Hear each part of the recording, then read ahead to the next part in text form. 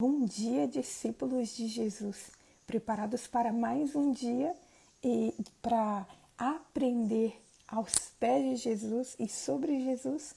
Nós estamos aqui iniciando a nossa sala no Google Meet com os nossos amigos que preferem participar ali, porque depois nós temos um momento ali com eles e nós já daremos início ao estudo de hoje. Fique aí.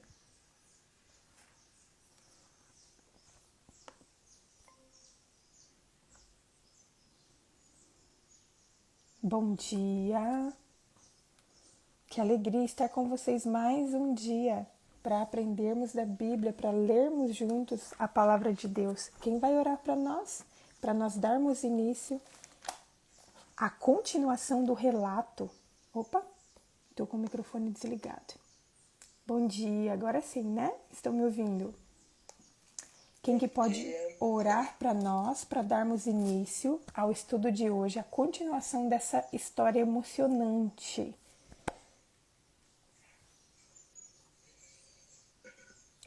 Quem tiver o desejo de orar, vamos lá, irmã Dinair, por favor. Querido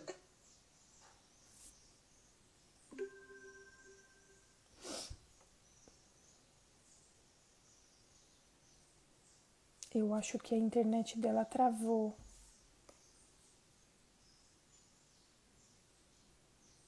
Vocês estão ouvindo? Eu acho que a internet da irmã travou. Eu não estou ouvindo a oração. também não estou ouvindo. Ore para nós então, irmã Maria, por favor. Vamos orar. Poderoso Deus e eterno Pai, graças te damos, Senhor, por mais um dia de vida. Graças te damos por todo o seu amor dedicado a cada um de nós e por todo o seu cuidado. Amém. Pedimos agora a sua presença, Senhor, conosco aqui, a atuação do seu Santo Espírito, esteja com a Dayana, para que ela possa explanar esse estudo maravilhoso, Senhor, do qual a gente tem aprendido muito.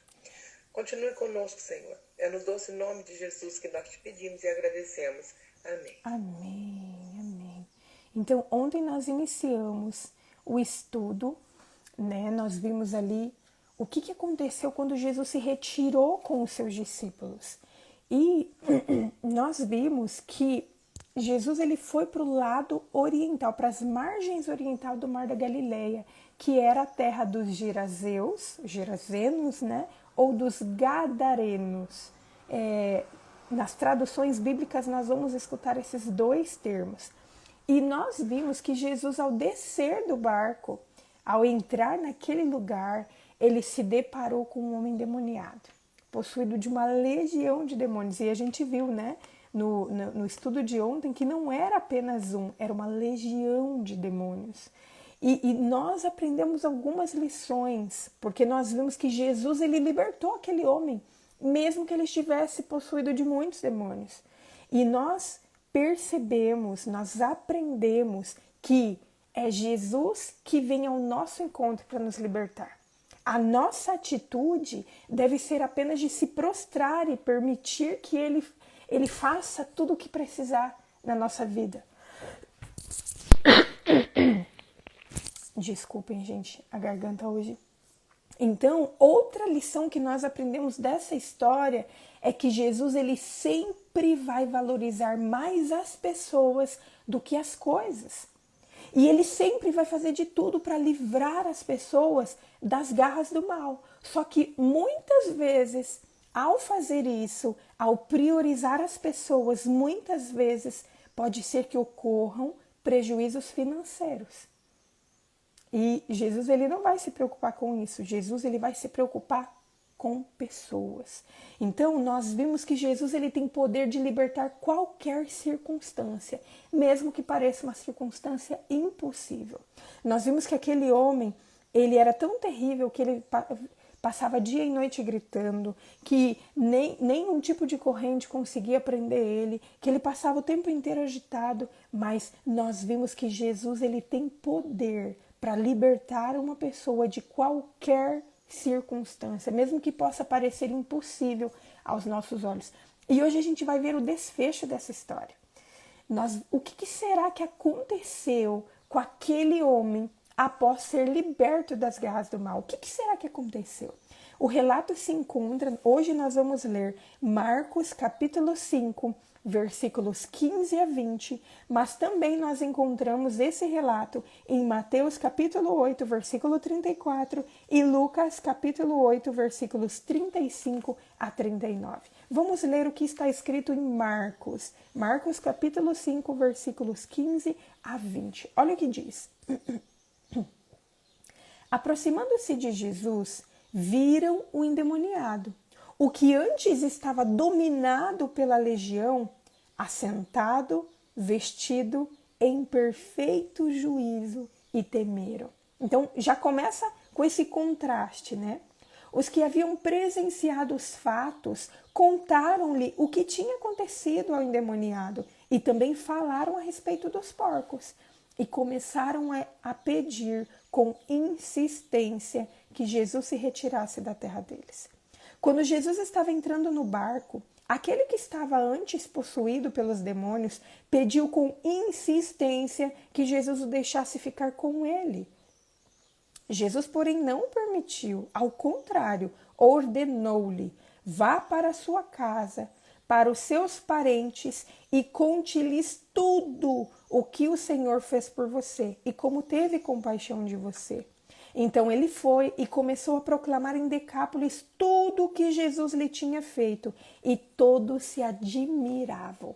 Então o texto já inicia fazendo este contraste da condição inicial daquele homem com a condição agora, como estava aquele homem.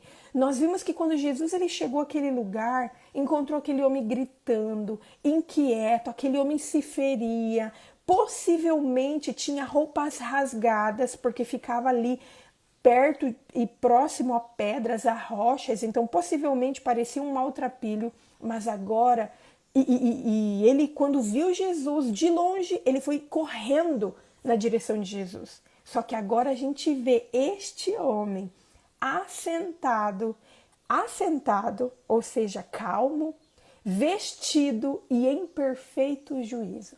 Que contraste!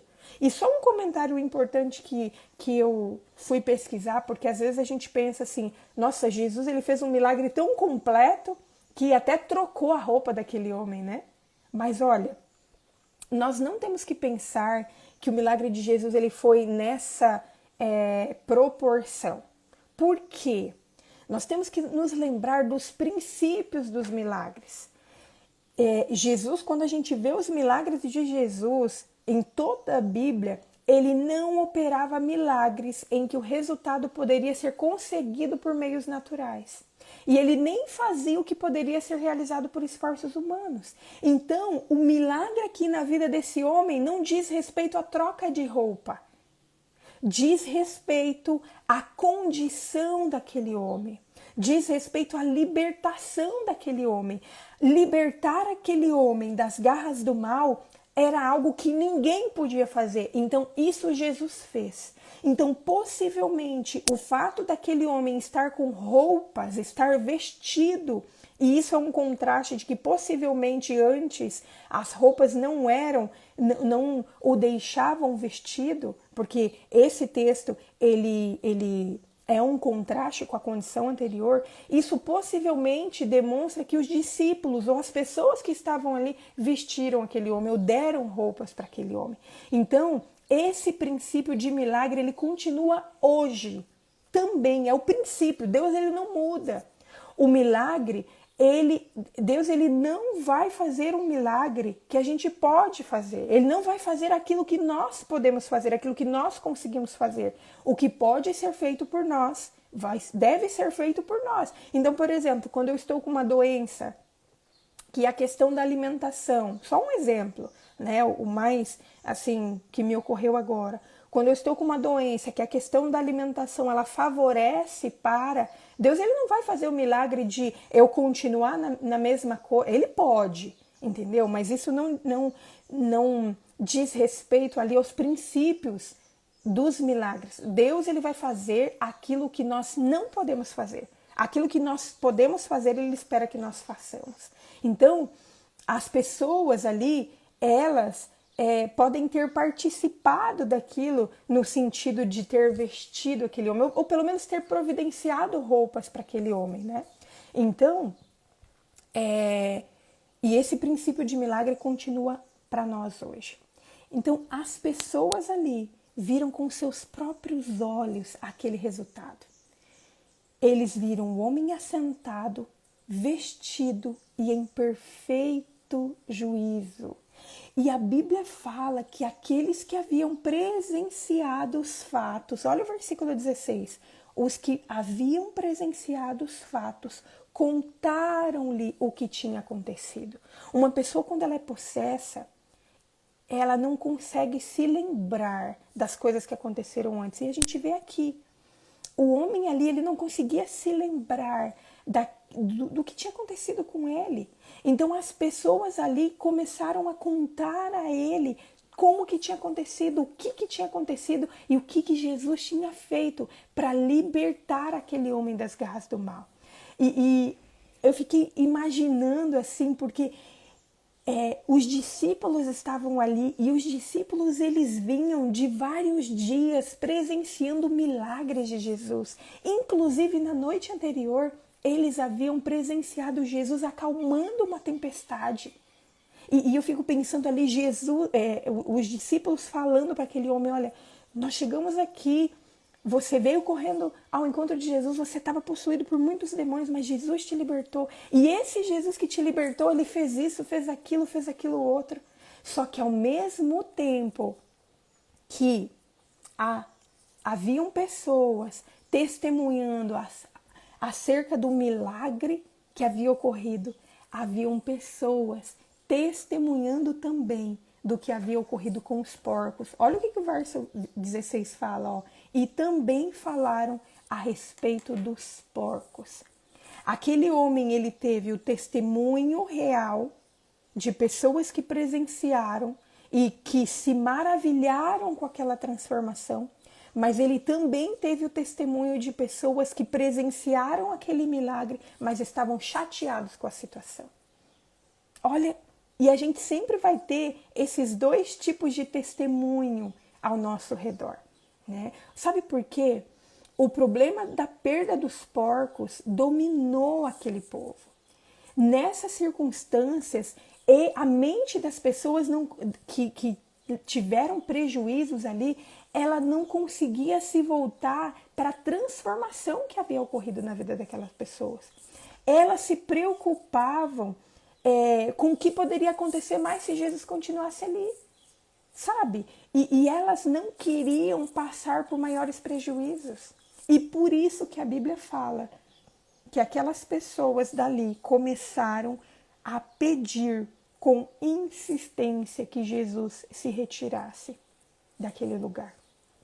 Aquelas pessoas se privaram de quaisquer bênçãos, como as derramadas na vida daquele homem, porque eles estavam com receio de sofrer maiores prejuízos materiais. E sabe o interessante disso? Que muitas vezes a gente faz isso na nossa vida também. Só que muitas vezes a gente tem seguido o exemplo daquele povo de Gadara.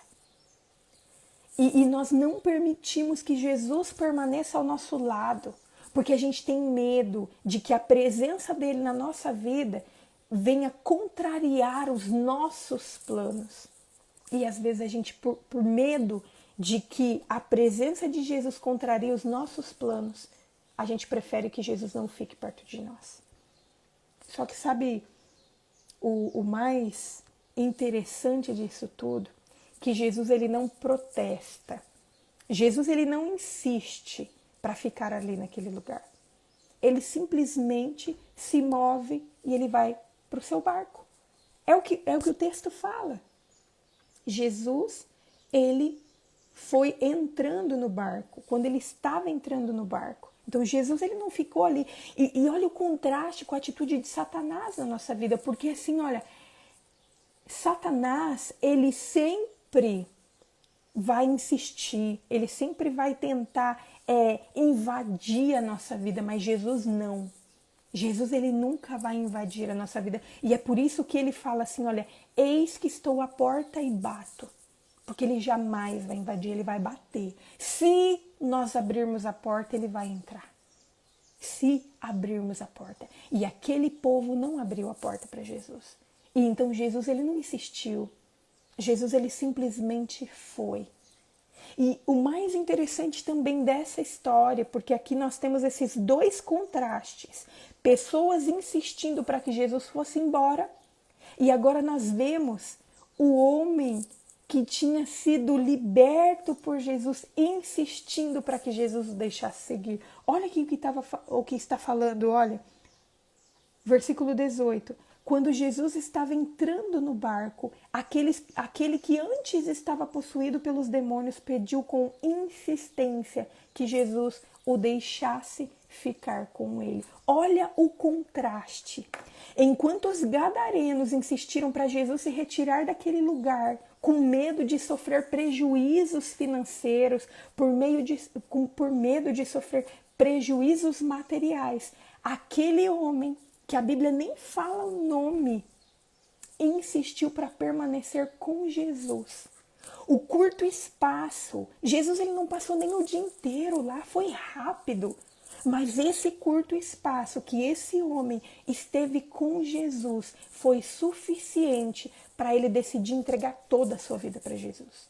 Ele queria viver com Jesus, ele não queria se preocupar no que ele ia perder, porque para ele aquilo ali era muito mais importante do que qualquer outra coisa.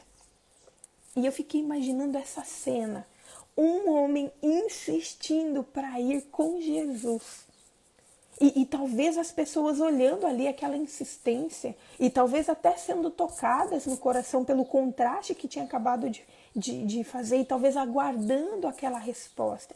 E o mais surpreendente foi a resposta. Porque a gente pensa assim, não, aquele homem foi recém-converso. Jesus ele pegou aquele homem e deixou pertinho dele, levou aquele homem com ele. Só que Jesus ele não pensou apenas naquele homem. Jesus ele pensou no que era melhor para todos os que estavam envolvidos. Jesus ele não pensa o bem para uma pessoa só. Jesus ele quer beneficiar o máximo de pessoas possíveis. Por isso que Jesus não permitiu que aquele homem o seguisse. E sabe, o mais interessante foi que Jesus ele não falou assim, olha, não, você não vai me seguir, fica aí. Jesus ele deu uma missão para aquele homem, porque Jesus ele sabia que se aquele homem ficasse testemunhando para as pessoas e relembrando tudo que ele tinha feito na vida daquele homem, que aquilo sempre estaria vivo na sua mente e que ele não correria o risco de ser influenciado por outras coisas. Sabe a história que nós estudamos antes? A parábola do joio e do trigo? Quem é trigo não é influenciado por joio. Aquele homem ele era trigo porque ele tinha se permitido se transformar, ele tinha permitido que Jesus ele transformasse a vida dele. Então, ficar perto daquelas pessoas de Decápolis que nem aceitaram Jesus não era um risco para aquele homem, porque ele era trigo. Quando somos trigos, o joio não é uma ameaça para nós. E Jesus, então, ele fala que aquele homem não vai segui-lo. Jesus, ele não permite que aquele homem o siga, mas Jesus, ele dá uma missão para aquele homem. E olha o que a Bíblia diz. Jesus, porém, não permitiu, versículo 19, ao contrário, ordenou-lhe, vá para a sua casa, para os seus parentes e conte-lhe tudo o que o Senhor fez por você e como teve compaixão de você. Então ele foi e começou a proclamar em Decápolis tudo o que Jesus lhe tinha feito e todos se admiravam. Até agora, na maioria dos milagres de Jesus, quando Jesus ele fez um milagre de cura, ou o homem leproso, por exemplo, eu me lembrei da cura que Jesus fez naquele homem com lepra. Jesus ele falava assim, olha, não conte para ninguém. E agora Jesus ele dá essa ordem para esse homem, ele fala, vá e fale para os da sua casa, para os seus parentes, conte-lhe tudo o que foi feito por você, o que o Senhor fez na sua vida. E aquele homem, ele nem conhecia Jesus direito, mas ele obedeceu. Pode ser que aquele homem nem soubesse falar muitas coisas, porque ele ficou tanto tempo sob o domínio do mal. Mas ele tinha algo que ninguém tinha, que era um testemunho pessoal. E o testemunho pessoal, ele fala mais do que muitas palavras. Isso era suficiente. E a Bíblia fala que ele passou a proclamar a mensagem em Decápolis.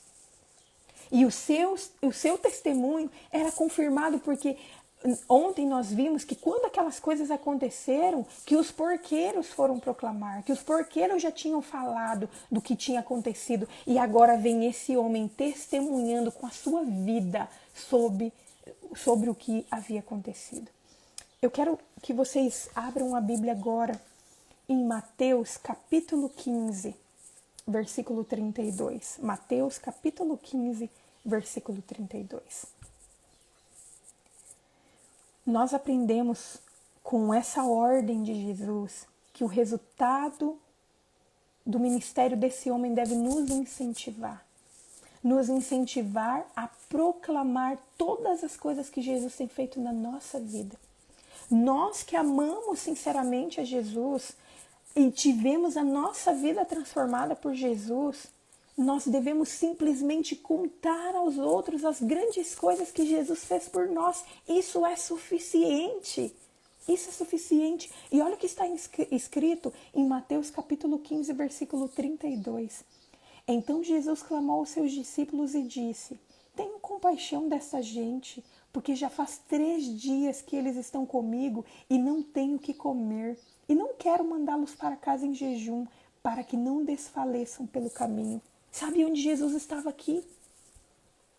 Jesus, depois de 9 a 10 meses que Jesus tinha estado em Decápolis e tinha feito aquele milagre na vida daquele homem, Jesus voltou para Decápolis. Aqui, essa segunda multiplicação de pães e peixes que nós vamos estudar mais para frente ocorreu em Decápolis. E aqui agora a gente não vê pessoas rejeitando Jesus. Nós vemos pessoas que estão ali 3 dias ouvindo Jesus. Mesmo que estão sem comer, elas não estão mais preocupadas nem com comer. E sabe o resultado do que foi isso aqui? Aquele homem passou os últimos 9, 10 meses falando do que Jesus tinha feito na vida dele. E aquilo foi suficiente para que quando Jesus retornasse àquele lugar, que uma multidão fosse ouvir a Jesus. Queridos, o nosso papel deve ser testemunhar da transformação que Jesus fez na nossa vida, da transformação que Jesus está fazendo na nossa vida. E quando as pessoas ouvirem tudo que Jesus está fazendo nas nossas vidas, essas pessoas vão vir a Jesus e o resto Ele vai fazer, Ele vai alimentar as pessoas, Ele vai ensinar as pessoas, o resto é com Ele. O nosso papel é o mesmo papel que esse homem teve, é falar para as pessoas as boas novas que Jesus tem feito na nossa vida. Que Deus nos ajude a não desperdiçarmos a oportunidade de estar com Jesus. Que nós não pensemos nos prejuízos financeiros que a gente vai ter, que nós não pensemos nas coisas que nós iremos perder, que nós permitamos que Jesus esteja ao nosso lado e faça a transformação que Ele quer fazer na nossa vida e que sigamos a ordem que Ele deu àquele homem. De contar às pessoas, à nossa família, aos nossos parentes, às pessoas do nosso bairro, da nossa cidade, as maravilhas que Ele tem feito em nossa vida. O resto Ele vai fazer. Que Deus nos ajude a isso. Que Deus nos ajude a fazermos isso, a decidirmos, a escolhermos ficar com Jesus, a decidirmos sermos transformados por Jesus e contar às pessoas das maravilhas que Ele tem feito em nossa vida. Vamos orar? Querido Deus, nós te louvamos, Senhor, porque mais uma vez fomos alimentados pela Tua Palavra. E, Senhor, hoje nós vimos 2 grupos de pessoas. Aqueles que pedem e que não permitem que o Senhor fique ao lado por medo dos prejuízos financeiros, dos bens materiais que possam vir a perder. E aquele, Senhor, que teve a vida transformada e que quer estar ao teu lado o tempo inteiro, quer proclamar das maravilhas que o Senhor tem feito na vida, Pai. Senhor, nós não queremos fazer parte desse grupo que prefere os bens materiais do que estar na tua presença. Por favor, Senhor, nos perdoe todas as vezes que nós colocamos as coisas em primeiro lugar. Nos perdoe, Senhor, todas as vezes em que nós escolhemos os nossos bens materiais, nós escolhemos trabalho, nós escolhemos faculdade. Nos perdoe todas as vezes que a gente coloca isso em primeiro lugar na nossa vida. Nos ajude, Senhor, a como aquele homem perceber as maravilhas que o Senhor tem feito em nossa vida. E nos ajude, ó Pai, a testemunhar para as pessoas dessas maravilhas, porque assim as pessoas vão vir a Ti. E quando elas virem a Ti, quando elas aceitarem estar aos Teus pés, o Senhor vai fazer o restante. O nosso papel, Senhor, nos ajude a cumprir o nosso papel, que é proclamar as boas novas que o Senhor tem feito na nossa vida. Continue, Senhor, a obra que o Senhor começou em nossa vida. Nós já não somos os mesmos. Nós já queremos estar aos Seus pés o tempo inteiro. Dê esse desejo, Senhor, para as pessoas que ainda não estão aqui conosco, o desejo de Te conhecer, o desejo de Te colocar em primeiro lugar. Por favor, Senhor, por favor, que a nossa vida incentive eles a estarem aqui também, todos os dias, ouvindo e aprendendo de Ti. Nós colocamos o nosso dia em Tuas mãos. Nós não sabemos o que vai acontecer hoje, mas nós não tememos, porque nós sabemos que independente do que acontecer, o Senhor vai estar ao nosso lado, e isso é suficiente, porque nós sabemos que o Senhor tem poder para tudo. Isso é suficiente. Nós colocamos a nossa vida em Tuas mãos, gratos por tudo que o Senhor já fez em nossa vida, por tudo que o Senhor está fazendo na nossa vida e por tudo que o Senhor fará. E tudo isso nós Te pedimos e Te agradecemos. Em nome de Jesus. Amém. Amém. Queridos, que Deus abençoe. Até amanhã. Amanhã nós continuaremos na nossa jornada e nós vamos estudar sobre o pedido de Jairo, um homem que participava da sinagoga, mas que foi a Jesus pedir algo muito especial. Então fique conosco, o nosso estudo de amanhã vai estar em Marcos capítulo 5, versículo 21 a 24, também está em Mateus e Lucas capítulo 8, versículos 40 a 42. Que Deus nos ajude e que continuemos juntos, nos enchendo da palavra de Deus a cada dia, para nós sermos cheios do Espírito Santo. Tchau, tchau, um ótimo dia Amém. a todos nós.